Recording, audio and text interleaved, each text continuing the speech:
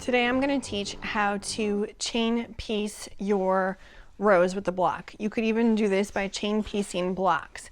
Essentially what you're going to do when you're chain piecing, everything will be connected together, even your rows. So you want to lay out your block to start just how you would sew it. And you're going to start by sewing 1 to 1, 1 to 1 the whole way down. First row all the way through the next square. Once you do that, this will all be sewn together without cutting your threads. And then you're going to sew this one to here and this one to here all the way down. I will show you what I mean. Okay, I've taken the first two squares. I'm going to lay it on top and I am just going to sew down 1/4 inch. Oh, gotta set my 1/4 inch.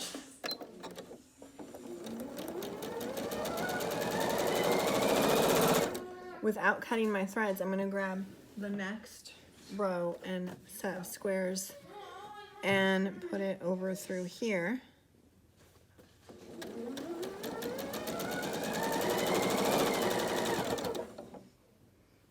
I'm going to keep doing that the entire way down, making sure that my squares are oriented the exact same way, because when you chain piece, it is a pain to have to rip anything since they are all connected.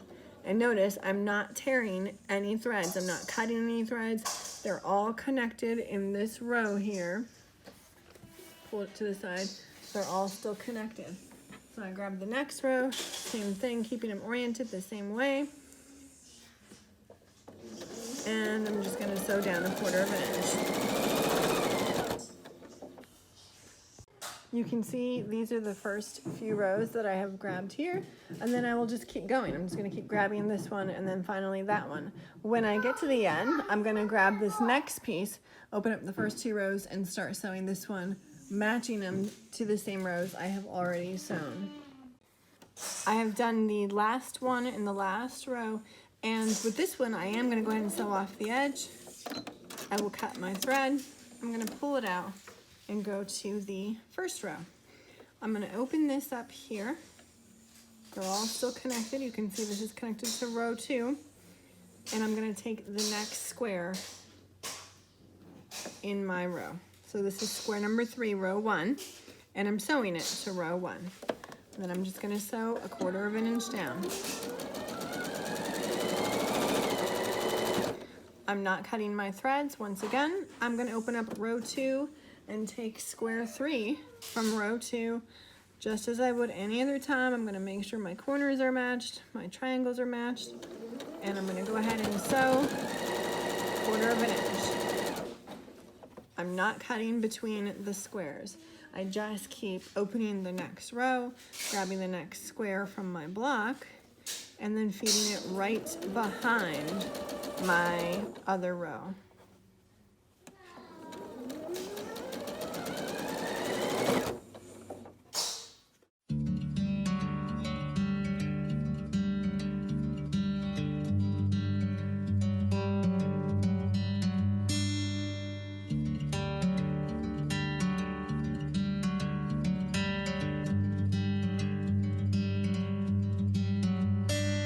I'm driving down an empty freeway, no waiting for the light to change. I'm seeing the sunrise behind me.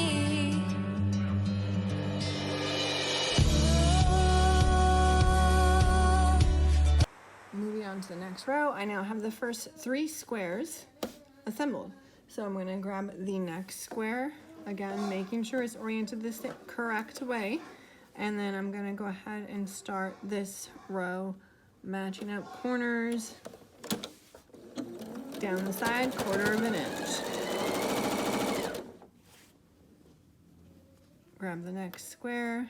I'm going to continue that, once again not cutting between the squares.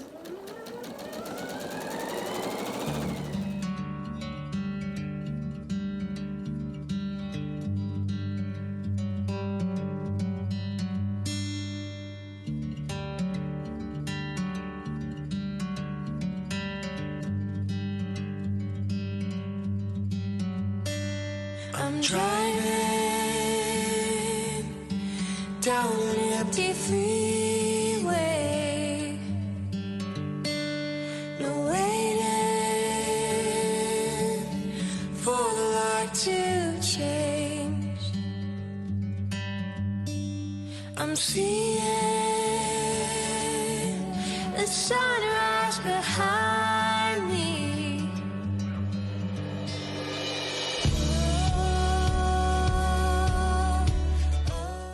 You can see here I have done all but one row. They are connected because we have not trimmed our threads. They are that way the entire way down. I'm now going to go ahead and just do the last row and continue working my way down, sewing 1/4 of an inch each square.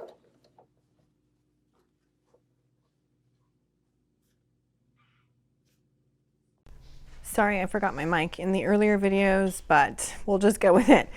You can see that they are all connected now and everything is in its proper order. But as I mentioned earlier, if you disorient one of the squares, it can be a real pain to turn it around, because if this one's facing the wrong way, you're gonna have to cut it apart, and it kind of defeats the purpose of chain piecing your rows. So now I'm gonna press each row open. I like to press my seams open because for this many seams coming together, particularly here, it just makes for a flatter block.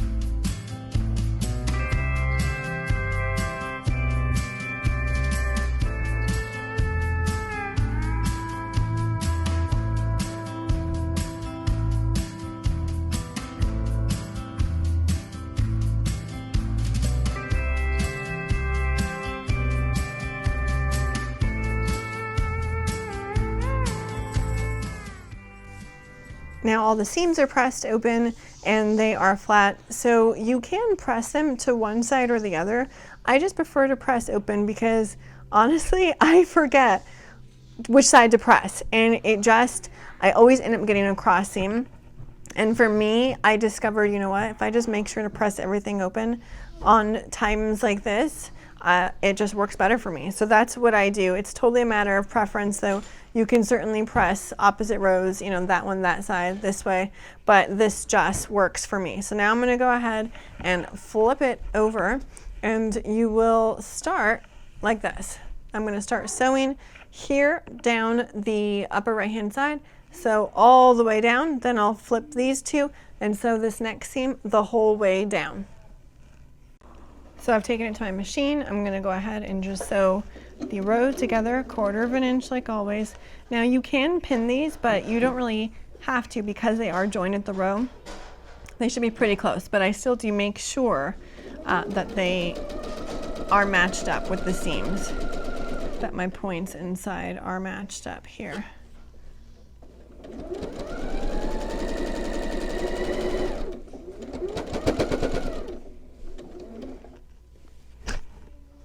So here's a trick. If you have half square triangles coming together and you don't want to sew over the point and miss your points, you want to stay on the right side of this X. Right where this comes together, that's where your point is. So sometimes, even if it means sacrificing my 1/4 of an inch, just a teeny bit, I will make sure I don't go over that X, and then I just go back. And you can't really tell. But if I miss a point, then that does bother me. Sometimes, not all the time. Depends on the mood I'm in. Sometimes, you know what? Life is busy and there are more important things to worry about than points.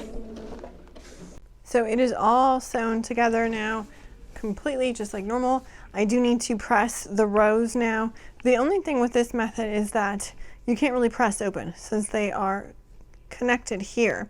However, I usually take a seam ripper and I just go ahead and cut that little thread. It's a little bit of extra work, but like I said, I prefer to press my row seams open.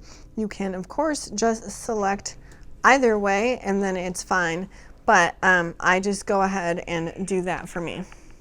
So here's the finished block. You can see it is all together. It is pressed. It's a very flat block. This is a really quick method to do if you've got the time. Sometimes I honestly won't try this unless I know I can get the entire block done at once.